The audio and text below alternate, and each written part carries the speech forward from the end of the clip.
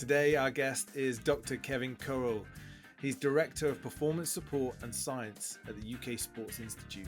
He has supported athletes and sports into 8 Olympic Games, either in a leadership role or as a performance nutritionist. Kev has been actively exploring and applying purpose as a leader and in his own life for well over a decade. And most importantly, he's a dad, husband, and can normally be found attempting to get better at golf. All right, welcome, Kev. Absolutely wonderful to have you on the Excitable Soul podcast. I'm massively excited for this conversation. We've known each other a while.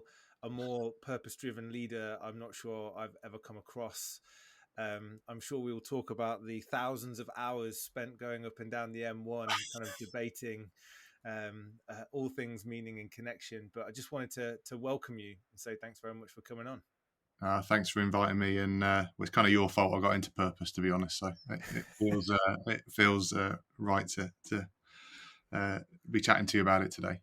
So. Amazing. So we always look to kind of work through 3 steps around people's understanding of purpose. The first one being kind of uncovering it. Where did you start to find and understand the things that were kind of really meaningful to you? And then we'll kind of move into that.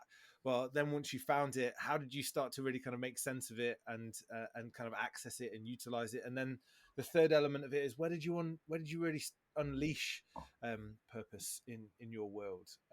And so, if you don't mind, I'd like to kind of start at the start and think about the kind of the uncovering of purpose and its significance for you in your life. You know, what are some of the moments, some of the experiences that have kind of truly shaped who you are in the world? Well, yeah, big question to start with to get my brain going. Welcome. Well, yeah, welcome. Well, definitely my first interaction with the concept of purpose and where that might be was definitely you and I driving up and down the M1, and I think you shared the Simon Sinek talk with me. I think you went, I think you're like this, and you were absolutely right. As well. So definitely that being awareness of purpose as a concept. I remember watching that TED talk and thinking, I think I can do that. That makes sense to me. Maybe I can do this leadership thing. I can have a go at that. That just makes total sense to me. For sure. But I guess some of the moments that have shaped me or my purpose, or maybe where it's come to fore, as I grew up being a sport mad kid living on a farm. I think I was probably meant to be a farmer in previous generations. I was in the middle of Lincolnshire, in the middle of nowhere. So, but what I did see a lot was living on that farm was my granddad and how he ran the farm, and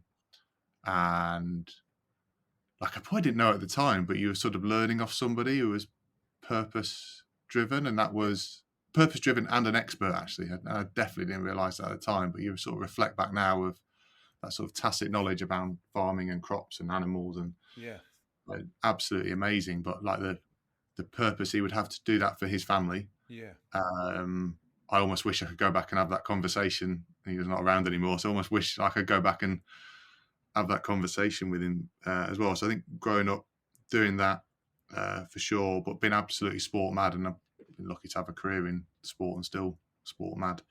You know what, Kev? There's some automatically, right? You piqued my curiosity because you talk about that kind of role model experience of seeing the way that somebody else behaves in that kind of formative period, right? So when we're talking about connecting the dots, looking back over our lives and just seeing the moments that have really shaped who we are, but having that kind of role and seeing that there was purpose in what your grandfather was doing and why he was doing it. But also, really interestingly, he was expert at what he does. You are a doctor and you are and have been operating at an elite level as a practitioner. Like, you don't get much more expert than that. So really interesting that you kind of pull that out immediately from that experience. Yeah, it probably is actually. I think that some of that element of wanting to be really good at what I do, that drive, and whether that be going off and doing a PhD and getting those little doctor bits, and even sort of 17 years later, I'm still quite proud of that and still use it.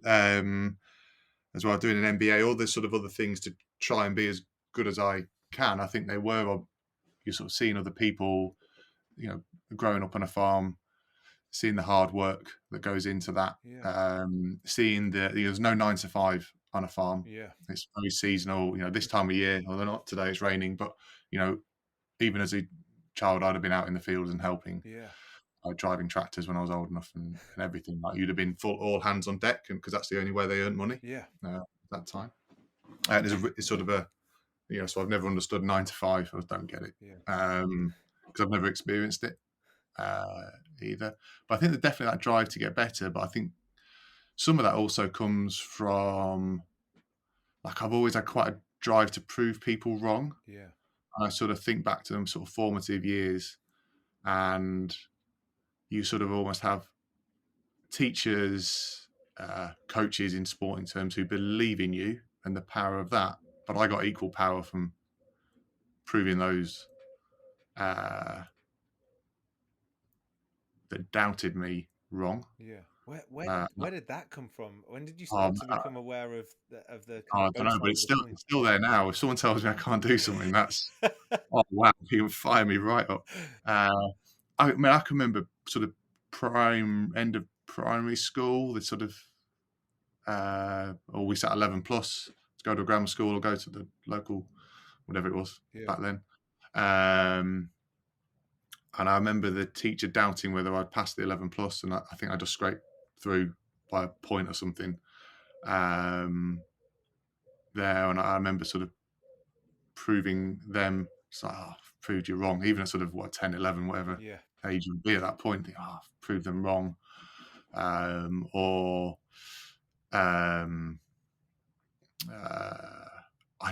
remember in sixth form, my biology teacher, I remember him teaching us, and it was almost as like we were copying stuff out of a textbook. We was writing stuff up. I'm just like, is this, why am I sat here doing this? Triple biology on a Friday afternoon. Why the hell am I sat here when all I've got to do is read this book and I pass? So I decided not to turn up. He decided I wasn't very good and was sort of saying, "Oh, you're never going to do anything. You're never going to get anywhere." And I think I got something like 96% in the exam or something.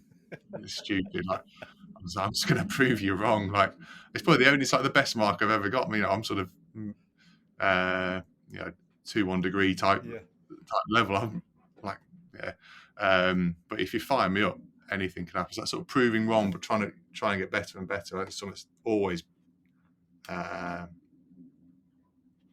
been sort of there and important to me. And if you tell me I can't do it, oh wow, that's going to fire me right up.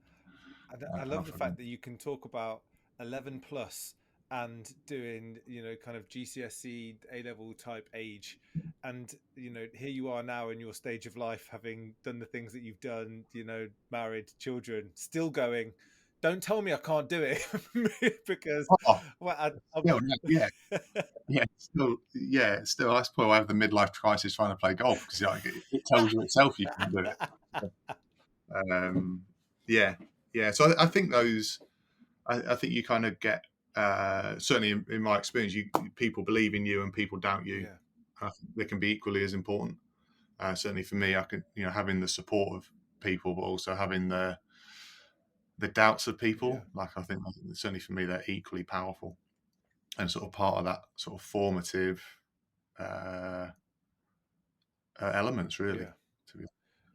And I love that, being able to describe the tension often, because when people, you know, we hear this language around purpose and being purposeful, and at some degree it can feel quite overwhelming. Like, how do I even begin to understand that for myself, or where do I even start, or how do you describe it, or how do you make sense of it? And often it's really, really simple things that have occurred or shown up in important moments, but help us hold tension. They're almost like scaffolding around tension so that more things become possible. You're not, right, unless I've got somebody to believe in me, I can't do it, or unless I'm always being put under pressure or challenge, I'm not going to be able to strive. It's actually both.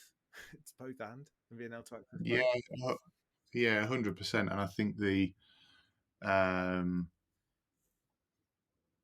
like, I don't know if it is words, a purpose. I Yeah, think it's a feeling. yeah, I think you try. I've tried to sort of put things down on paper, and then you put them down on paper. That's not quite right. yeah, And you keep wordsmithing, and you kind of trying to come up with a fancy statement yeah, that talks about your purpose, and then you sort of put it down, and you come back to it the day after, and you think, no, that's not quite right. And I've never been able to find exactly the yeah, words. I just have some rough words that yeah, make me think, and I can come back to. But like I've never sort of, oh, my purpose is, yeah, and it's a nice snappy um, line that could describe it, and anyone would understand it. It means something to me. But I think there's something about a feeling and a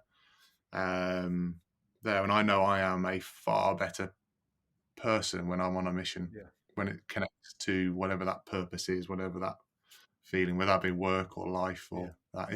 If I'm not connected to it, to be honest, I'm probably pretty average because I'm just not yeah, interested. But if I get excited by something and I'm on a mission, then like I can almost feel it, and it's a sort of feeling that almost you can't put words yeah. to. And again, I think that's really important just to kind of underline for people who are listening is the words can help us make sense to some degree, but it's not the bit that you're tapping into. So I actually talk about finding a sense of purpose because it Right. alludes more to that intuitive feeling state, and we can access that more and more readily when we have some words to put around it. But it's not the words that create the power; it's the feeling that creates the No. power, and that's the thing that can unleash not just discretionary effort, but like a level of conviction that makes more things possible, even the impossible possible.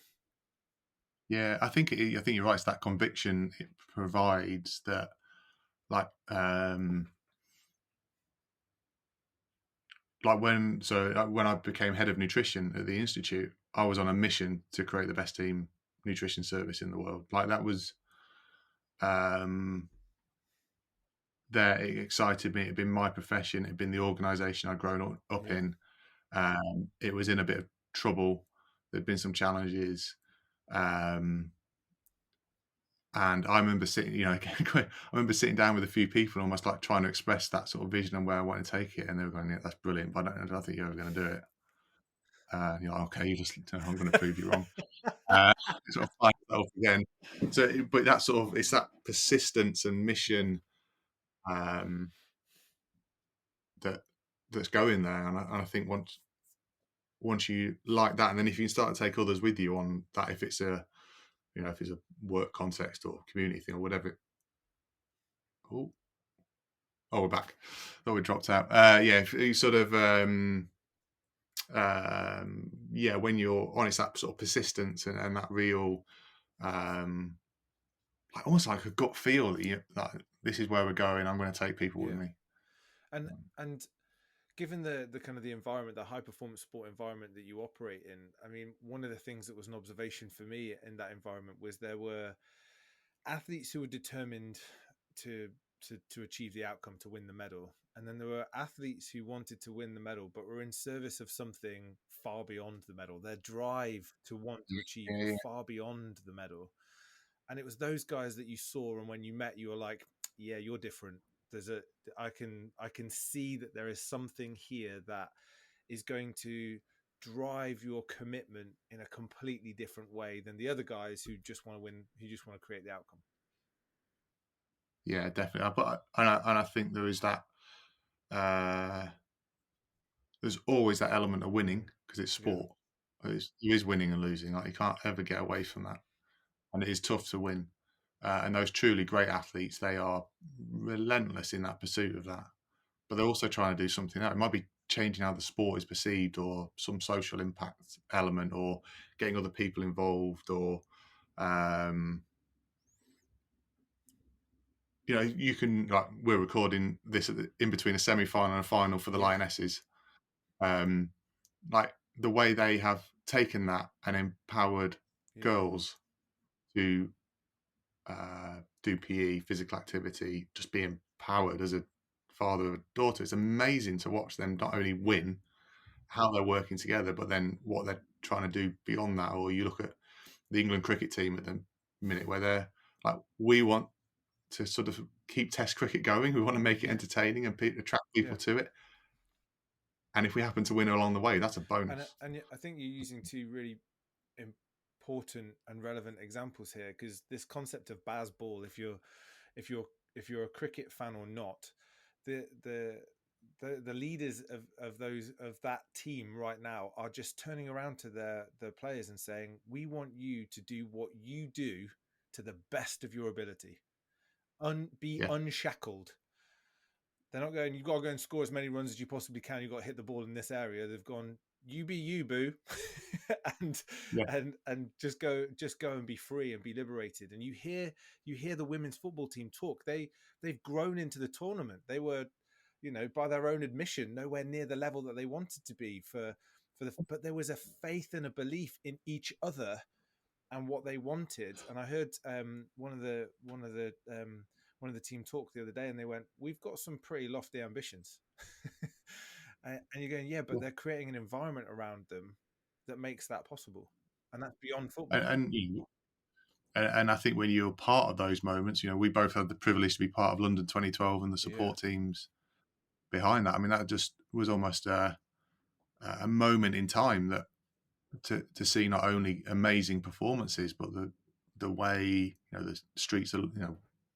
We're both involved in triathlon, and to have a million odd people on the streets of London supporting two kids from yeah, Yorkshire running in like yeah, around a lake. I mean, it's a bit bonkers, but I just remember I don't even remember the sport bit. I just remember the feeling and the way that sport had done something bigger than just performance. It almost brings a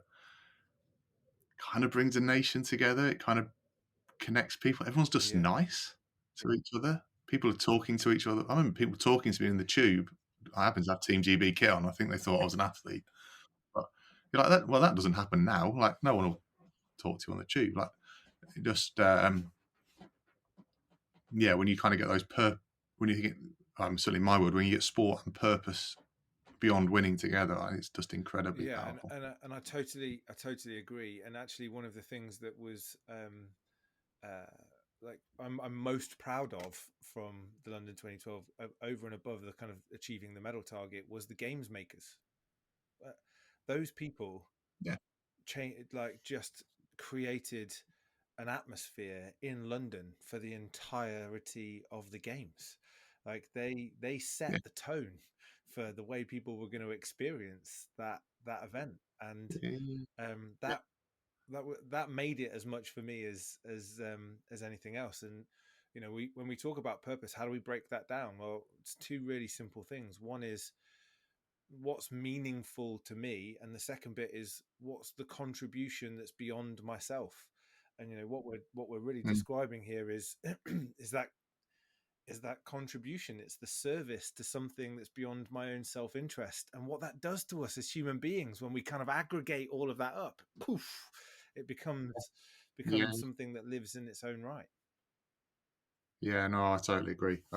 And I think when you sort of seen or felt that experience, and probably had the privilege of leading some of that when you Yeah, see it in others, like um, just really powerful and really sort of exciting to yeah. be part of Brilliant. as Well, well. I want to kind of pivot us back to you a little bit, because we've kind of as no, well, Sorry. just as the true leader that you are, you're kind of start with self and then quickly move to others, and talk through those kind of experiences. But there's just something here about you understanding that connection of purpose within yourself. You know what that feeling is and what it can unleash in you. And I think a really big part of doing work around purpose for people is just to feel enough, to feel like they have a sense of self-worth, that something really significant comes from the kind of the inside out.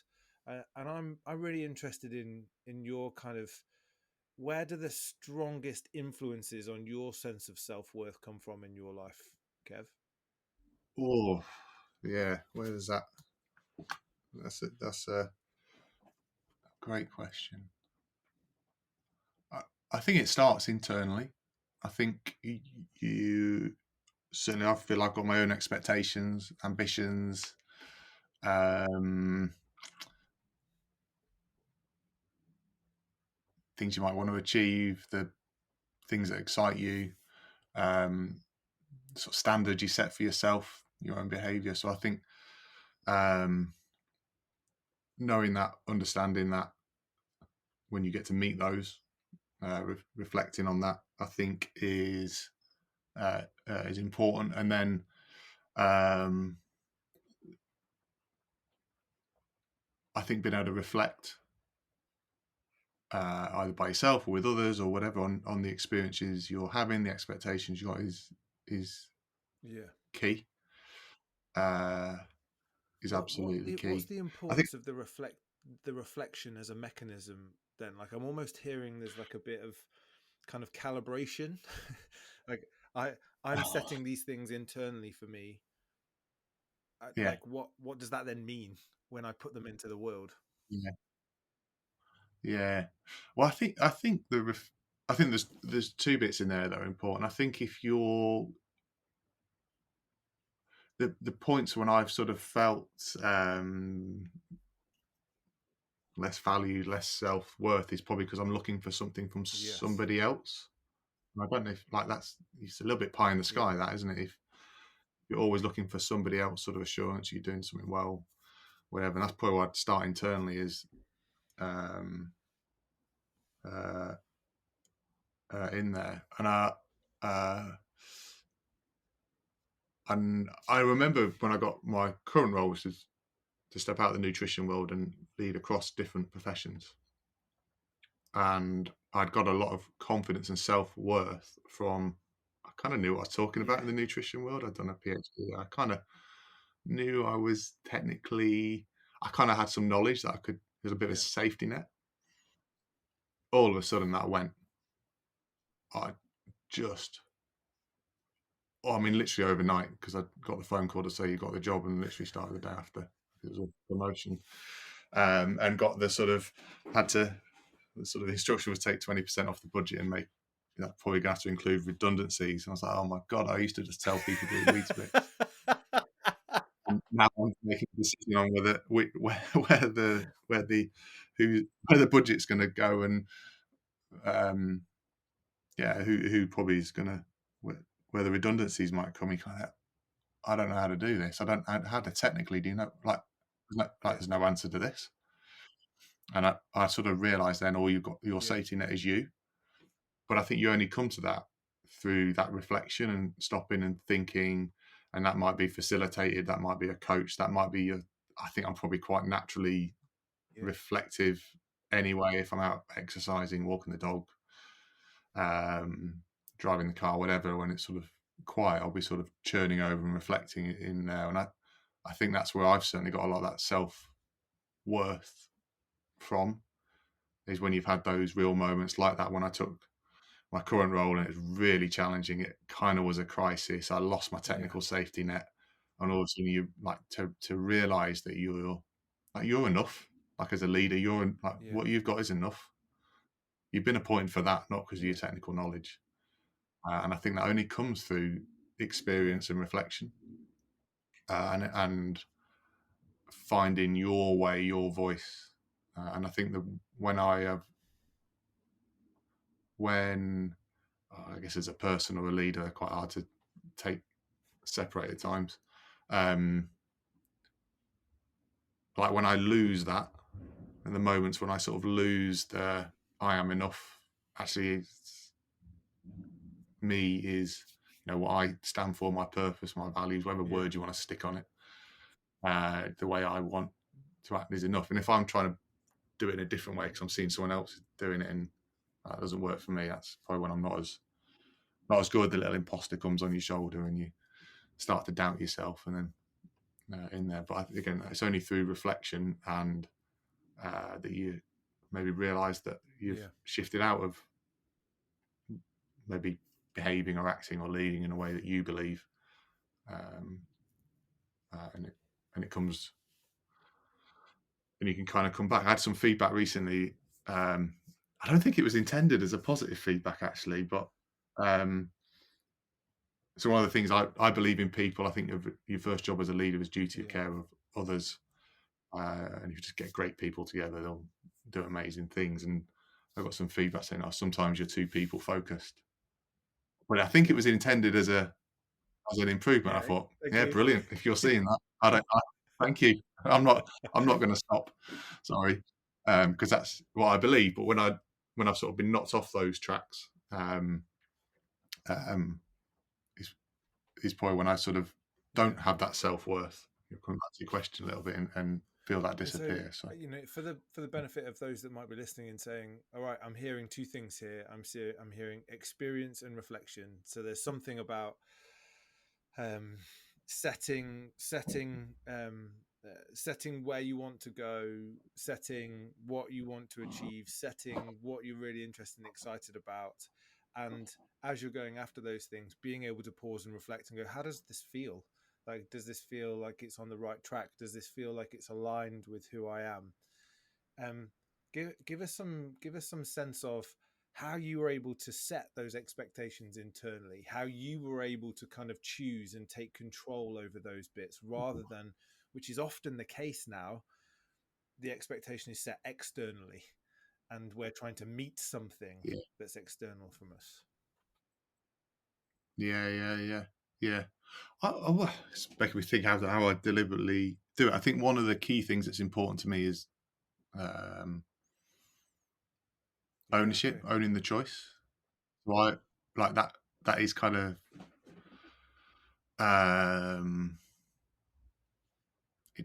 it's really important for me. It is, I guess you'd call it a value of mine. Something I hold really tightly. I don't like having the flip side of that, as I don't like to be told what to do. But um, like I, I think that taking ownership of that uh, journey and where you want to go and the persistence with that is like for me it's worked for me. Like it's been important for me. You know, I'm a quiet kid who grew up in the middle of rural Lincolnshire who decided, well, actually, first of all, decided he was going to be a professional footballer, and then I really realised I wasn't going to be good enough.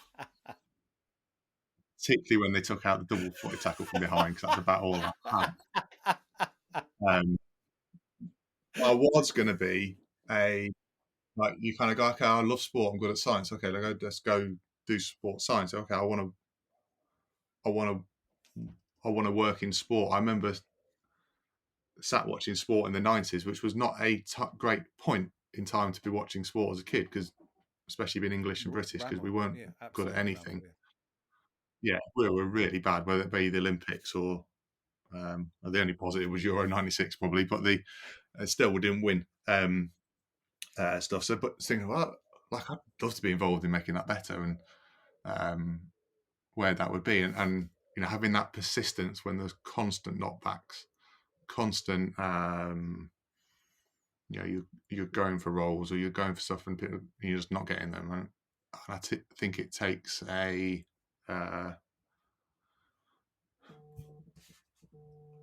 level of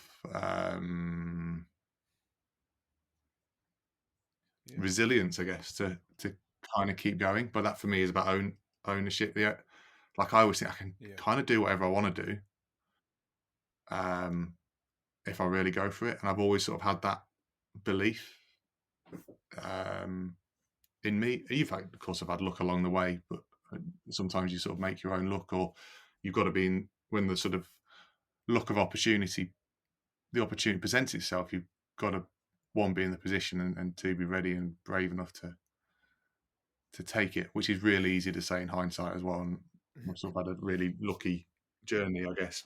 But I do think having that ownership of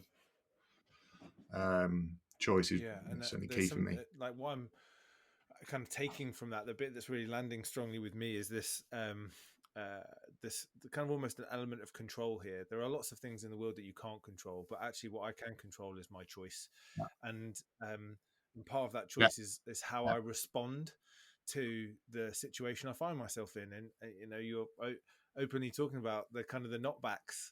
And the kind of the resilient element of that is, all right, I didn't get what I wanted here, but I'm still making the choice for what I do next. I'm making the choice about how I react and I respond to this situation scenario. And Yeah. always, again, just coming back to that kind of feeling of what feels right, what feels like it should be next. And I think just, from personal experience of you, Kev, you are a PhD practitioner who has developed into an incredibly caring, deeply effective senior leader who, at one end you could turn around and go, I'm massively pragmatic and cerebral in the way I think and experience the world. Yet, actually, the things that have really shaped your choices come from a place of feeling and intuition, and being able to kind of say that it's both of those things together rather than one or the other that's helped you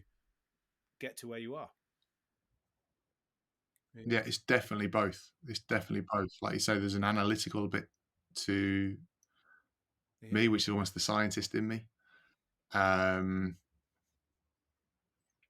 scientist allows me to realize that there's also limitations into most of that analysis, and there's always something missing, so you can critique that. And then you've got your intuition. And I think I've also, if I wouldn't change a thing. I've been sort of really lucky to sort of have the career and sort of life I have, and done things like if you'd have said to me as a 15-year-old, you're going to be involved in 7 Olympic Games, and including one at home, and helping athletes win medals, and you're going to have probably one of the most senior roles in sports science in the country. And I've been like, oh, I'd have gone, yeah, whatever. You're dreaming, like, but what I've learned along the way is actually what I get far more satisfaction out. It is around feelings and intuition, and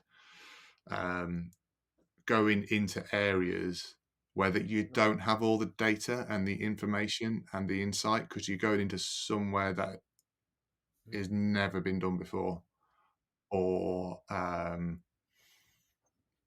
like I get great satisfaction about doing something for the first time, and not just me, literally the first time. So to be involved when triathlon won their first Olympic medals, like I was involved when they won a couple of others as well. It was nowhere near as satisfying as the first one. So there's something in me about stepping into that unknown space where you kind of have to go on your feeling, your intuition, and you have to do it with others, and going after big epic challenges. And that's almost like the third part of our conversation, really, about unleashing purpose, and the fact that we live in a world of deep uncertainty. We don't know what's coming. Nobody saw COVID coming, and who knows what's next. And the ability to cultivate a sense of purpose and what it can do in helping us navigate the unknown and go into the unknown. Like you're actually speaking about that kind of almost leap of faith from I want to go after that purposefully. Where is the dark bit that I can go shine a light on? how and where else has that kind of sense of intuition and sense of purpose enabled you to go into the unknown? Where else in your life have you seen that enable you to do things that you didn't think that you could, or that you hadn't done before? Yeah, it's interesting because I think I was thinking as you were saying that. I think as I understood that about myself, and in a way that's thanks to some of the work we've done together on sort of being able to sort of understand that, I've been able to be more deliberate in that. If I sort of sort of pick an example outside of work, I've decided I'd taken up not only working in triathlon but doing triathlons, and I decided to have a go at doing an Ironman. And it was just a crazy journey to train for that, do that, to swim for, I'm no great swimmer, so swim for the best part of 2 hours, to bike for God knows how long, and then run a marathon. Like, it's actually a bit crazy even talking about it, but kind of And of course, many people have done that, but that was for me about challenging myself into a space unknown. And I always remember I started a training diary. I didn't complete a training diary, but I started it. And I always remember writing at the beginning of that, which sort of had signed up for it. It was sort of 8, 9 months down the line. And I remember writing almost like, why do I want to do this? Like, why is this important? And I remember something like, when I'm on the start line looking over the water, I want to find out whether I will fight Yeah. or I will fly. Yeah. You know, how deep will I go? Now, I didn't realize at the time that was probably tapping into something Yeah. purposeful about going into the unknown, about me and that. But I remember that was driving force. Now, on that first Yeah. time, man, I didn't find the answer to that. Like, I Yeah. left it thinking, oh, there was more in the tank. But the second Ironman, I did. And I found the answer to that because with about 10 miles to go on the run, my knee went. Yeah. And I guess I had a choice at that point. I either stop or I somehow hobble through 10 Yeah. miles. And I hobbled through 10 miles and finished. Yeah. And I found the answer to that question, which now at the time I wouldn't have even thought that's about purpose or thinking. But there was something in me, like, I want to go test myself to see, like, when the going Yes. gets really tough, Yeah. what am I going to do? And then, yeah, and that sort of taps into that for me going into it. I get excited by going into things that are unknown, that are scary, that are Yeah. yeah, that might fail. You might not achieve that. Like, And that it's excites me. something again. I'm just kind of putting myself in the perspective of the people that are listening to this conversation and going, "Wow, this guy is like genuinely embracing, fear and and looking it in the face and going, all right, bring it on." I don't know if I could do that. I don't know if I have that in the locker. Like, what would you say to those people that are maybe thinking and feeling that? Yeah, I don't think. I mean, that Yeah. first of all, that's about me and my purpose, and I think everyone's is individual. So I don't. That's my experience. That's important for me. But it doesn't, like, stepping into that fear doesn't happen in every form of my Yeah. life. If you ask me to get on an aeroplane, oh, you watch it, because I can't stand the things. In fact, I will happily go on holiday in the UK so I don't Yeah. have to fly and deal with the rain. Um, or if you Yeah. ask me to abseil down something, or um, if you ask me to get on stage and sing and dance, like, you would. So it's not Yes. Yeah. stepping Yeah. into fear of everything by Yeah. any chance. But also, that's my purpose. That's the things that Yeah. excite me. They're not going to excite everybody. But I think it is it is about finding what's right for you, what excites you, how you want to be, and how you behave. And I think if you find that it's right Yeah. for you, it's not about I anyone mean, else's. I think for me, Kev, that's just a really wonderful place for us to kind of finish the conversation here. Just on that really clear message that purpose is individual to you. It's about taking the time, doing the work, understanding what that feels like, and being able to unleash it. Because one of the brilliant outcomes of a sense of purpose is focus and direction. It's not about destination and outcome. It's about, am I going in the way that I want to be able to go, whatever that looks like. So how yours is focused, and almost the specificity of it is so clear to you now, and you're able to access it, utilize it, put it to work in the places that really matter. But that's different for everybody, and we can all go on that journey of discovery. Yeah, totally, totally. And I don't Yeah. think getting hooked up in what the words are, or that it's got Yeah. to be right in some way, or that you um, like, I've found how I think about purpose, and sort of understand that sort of feeling and sense has evolved. And I would probably use different Yeah. words today than I might have done 10 years ago. Yeah. Probably Amazing. internally the Amazing. feeling's the Amazing. same. Kev, just wonderful to have you on the Excitable Soul podcast. Just really brilliant conversation. I love how we've gone from kind of farming into two-footed tackles, into, kind of a leadership, into and across, and really stayed with feeling. and purpose being that kind of intuitive sense of something that doesn't necessarily have words. So thank you for being with me and being on the podcast. Massive thank you for taking the time to listen to the Excitable Soul podcast. If you are interested in uncovering, understanding, and unleashing your sense of purpose, come and explore our purpose immersion programs at theexcitablesoul.com. We look forward to hearing from you there or being with you on our next episode. Have an incredible day.